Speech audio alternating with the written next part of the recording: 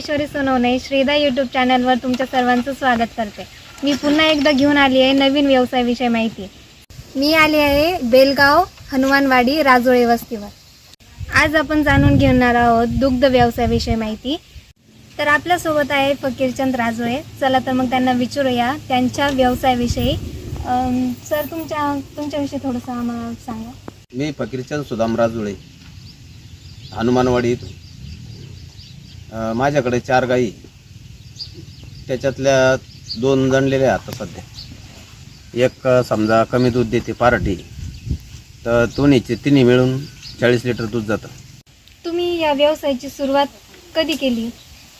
मी एक कारोट घेतली होती पहिले 10,000, मग तिच्यापासून नंतर 10-15 लिटर दूध, मग असं दूध घालता घालता मी 3 गाई घेतल्या। मग त्या 3 गाई घेतल्यानंतर असं 40-50 लिटर दूध चालायला लागलं। मग असं चालता चालता 2-4 गाई केल्या। मग असं मला जोडधंदा म्हणून तुम्ही शेती कमी असल्यामुळे 1.5 एकर शेती ना, मग शेती कमी असल्यामुळं मग असं म्हणजे मग गाईचं जर केलं तर मग तेवढंच आपलं दोन्ही बी चालायला। असं शेती पाहायची, गायचं पण व्यवसाय तुम्ही तुमच्याकडे 4 गाई आहेत का? 5 गाई, 1 कारोडीला।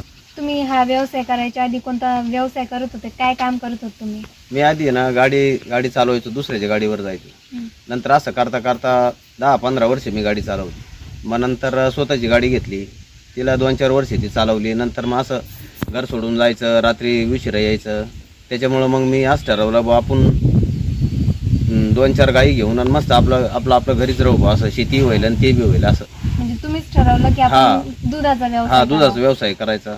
मग ते गाडी धंदा सोडून दिला आणि गाईचा धंदा चालू केला। असं मग तुम्ही पहिली गाय कितीला घेतली? 10,000 एक कारोड घेतली होती। कारोड घेतली होती का? आणि समजा एखाद्या नवीन व्यक्तीला जर दुधाचा व्यवसायाचा बिझनेस करायचा असेल तर कमीत कमी किती भांडवल लागेल?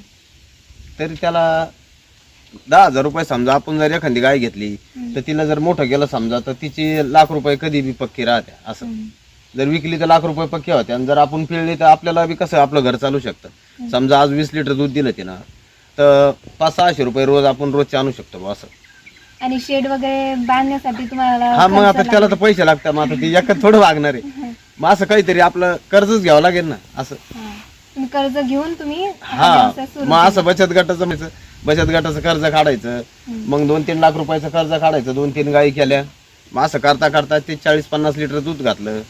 मग असं तर असं 1 वर्ष 1.5 वर्ष झालं तसे मी गटाकडून कर्ज काढून आणि आपलं गाईचा धंदा चालू केला। आणि एका दिवसामध्ये गाय किती लिटर दूध देते? ते गाईवर असतं, 12 लिटर दूध देऊ शकते, 15 बी देते, जसं गाय घेऊन आपण जसं त्या टाईप आहे। असं आता हे मी 80-90 हजारला गाय आणलेली आहे, एक गाय ना 20-22 लिटर दूध देते।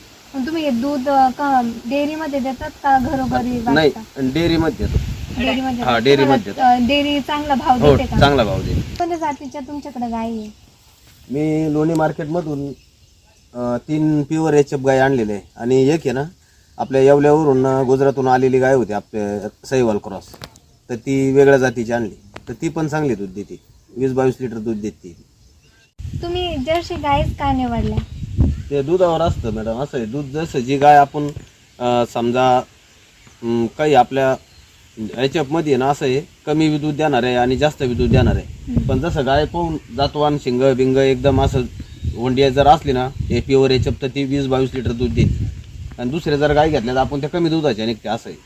आणि तुम्ही त्यांच्या आरोग्यासाठी काय करतात? जर समजा एखादी गाय गाभण असेल तर मग तिची कशी काळजी घेतात? नाही, तिला खायचं याचं त्याला व्यवस्थित द्यावं लागतं। असं तिला कांडी द्यावं लागते, ढेप द्यावं लागते 8व्या महिन्यापासून, मग तिथून पुढे त्या दुधाला वाढतात। असं आहे। 3 गाय आणलेल्या मी, त्यांच्या कारोडी झाल्या समजा, तर या कारोडी जर समजा 13-14 महिन्याची कारोड झाली, भरल्यानं त्यात समजा मांडीवर आल्या की मी लगेच त्यांना आपल्याकडे गिराईक राहतं, मग पैसे होतात बा। असं 80-90 हजार रुपयाला विकते ते, कसे बी जातवाने आपल्या प्युअर यामुळे त्यांना मागणी आहे। असं आता समजा 10,000 जर कारोड आणली ना तर तिला जर 7-8 महिने जर सांभाळलं, समजा 15-16 महिने जर सांभाळलं तर ती भरून आणि लगेच ती मांडीवर येते बा। असं 8वा-9वा लागला का बस लगेच पैसे होऊन जातात। मार्केटला न्यायला का तिचे पैसे होतात, 70-80 हजार रुपये होऊन जाते।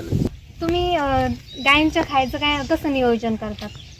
आम्ही सकाळी 5 वाजता उठतो, 5ला उठल्या का मी लगेच दूध बीत बादल्या टांगलेल्या असतात, दूध बीत काढायचं लगेच वैरण बिरण झाडझूड सारं आवरून गाई लगेच बाहेर बांधून दूध बीत काढून 8 वाजता मी दूध घालायला जातो. त्यांना वैरणीला त्यांना मक्का आहे, बाजरीत चारा आहे, घास आहे. आणि त्याच्यानंतर दूध घालायला गेलो का बस मग दूध घालून आल्यानंतर पुन्हा वैरण टाकायची, पाणी बिणी पाजायचं त्यांना. मक्का हे सारं झाल्यानंतर डेप घालायची आणि त्यानंतर मध्ये बांधून द्यायचं. मग 11 वाजेपर्यंत पूर्ण समजा चालतं. 11च्या नंतर मग 2-3 घंटे समजा दुसरं काही काम बघायचं वावरत शेतीचं. पुन्हा 4 वाजता वैरण चालू होती. पुन्हा त्यांना मग गिन्नी गवत घास ते आणायचं टाकायचं. असं समजा 7-7:30पर्यंत करतो. 7च्या नंतर लगेच पुन्हा दूध काढायचं झालं का बस मग त्यानंतर वैरण बिरण टाकायची आणि बस 9 वाजेपर्यंत समजा उरकून झालं. तुम्ही गाय हाताने पिळतात का मशीनने दूध काढतात? मी नवीन गाई आणल्या ना त्या टायमाला समजा 3-4 गाई होत्या. त्या टायमाला समजा वर्षभर हातानेच पिळले मी. पण नंतर मग एकट्याला जरा जास्त हे व्हायला लागलं मग मी मशीन घेतलं. तू मशीन कधी घेतली? मशीनला समजा 1 वर्षानंतर घेतलं मी मशीन असं. हा, मग मशीन कुठून आणली तुम्ही? कोपरगावून आणलं व्यंकटेशवालेच. कितीला पण? किती? 26,000. 26,000ला का? हो. मग आता Single तुम्ही bucket. मशीननं दूध काढता. हो. या व्यवसायामध्ये युवकांना किंवा शेतकरी लोकांना संधी आहे का? आपण जर समजा 10-10 हजारला 15-15, 20-20 हजार जरी कारुडे आणल्या ना, 10,000 कारुडे आणल्या आणि 10 कारुडे जर आपण 7-8 महिने जर सांभाळल्या ना तर त्यांचे 10 लाख रुपये पक्के.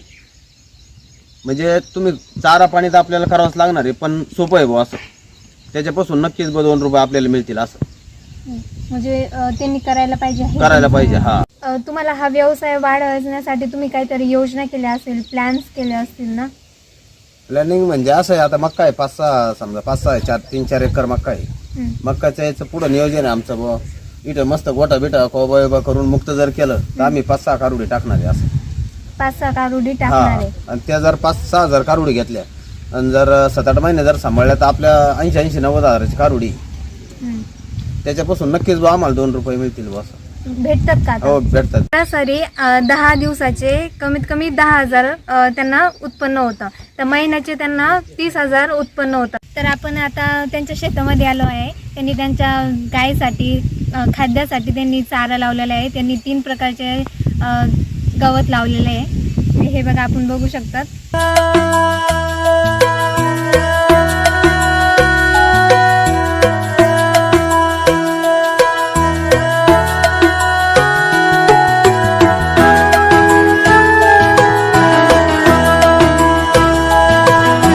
शेतीला जोडधंदा म्हणून असा एखादा छोटासा व्यवसाय करा. नोकर नव्हे तर मालक व्हा. आणि आजच्यासाठी एवढंच. तुम्हाला जर हा व्हिडिओ आवडला असेल तर लाईक करा, शेअर करा आणि अजून व्हिडिओ येण्यासाठी सबस्क्राईब करा. धन्यवाद.